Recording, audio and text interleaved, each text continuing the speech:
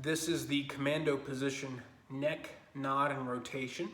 So neck nods and rotations in general do a great job of helping to wake up the muscles that stabilize and as a result allow better range of movement through the shoulder girdle.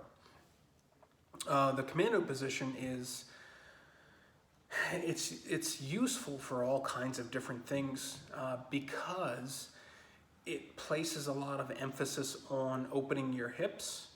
There's a mild traction effect in the lower back. So the Commando position in and of itself is just great for hip, ankle, spinal mobility, where you're supposed to be stable in your spine or mobile in your spine. It's just a healthy position to get comfortable in. So here's what this looks like.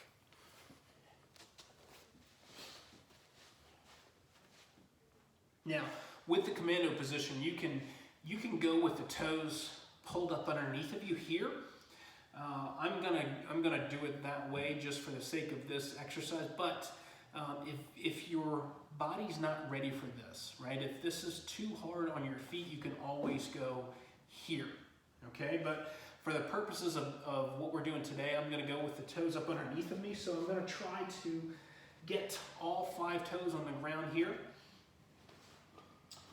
Open my knees up, stay postured up through my shoulders. I'm not just gonna hang down here. I'm gonna try to stay active here. I'm gonna start with my eyes up on the horizon, down, and then look up.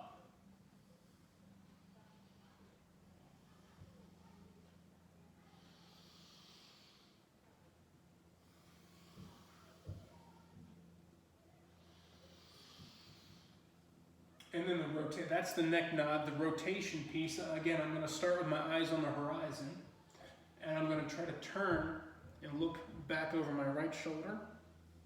Still keeping the eyes on the horizon, turn, and look back over my left shoulder. Now, with each of those movements, what you are trying to do is lead with the eyes first. Number 1. Number 2, maintain a good diaphragmatic breath, meaning you're breathing in through your nose down into your belly, let that belly expand, and then breathe back out through your nose, letting the midsection compress. Why do we lead with the eyes? We lead with the eyes because the body follows the head, head follows the eyes. So if I want to go in a particular position or in a particular direction, I'm better off leading with the eyes first.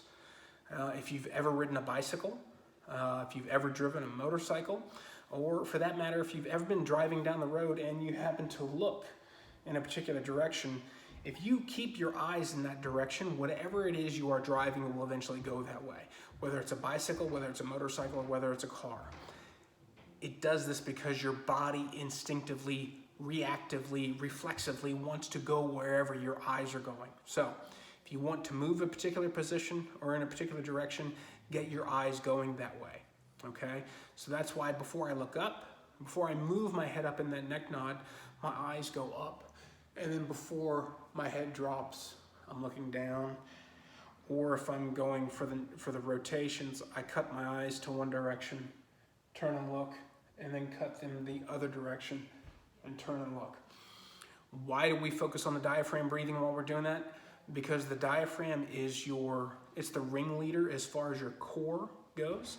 And if you want to move better or have better mobility, you've got to get your core to engage, okay? Your body, generally speaking, if your body is locking you out of a particular position or has limited you in a particular position, it's because you are not quite stable enough in that position.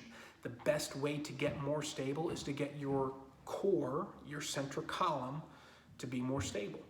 Best way to do that is to get the diaphragm to fire, okay? So give that a shot.